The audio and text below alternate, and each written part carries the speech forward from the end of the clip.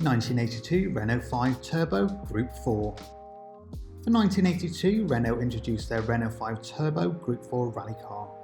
270 brake horsepower, 1397cc, turbocharged inline 4-cylinder with Bosch K Jetronic fuel injection, 5-speed manual gearbox, rear-wheel drive, independent front and rear suspension with anti-roll bars, and 4-wheel disc brakes.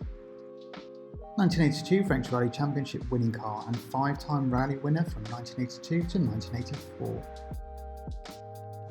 1982 French Rally Championship winning car and 5-time rally winner from 1982 to 1984.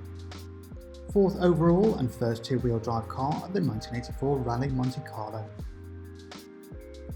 Driven by rally legends Jean-Luc Thirier and Jean Ragnoti. Recommissioned in 2016 by model specialist 3S.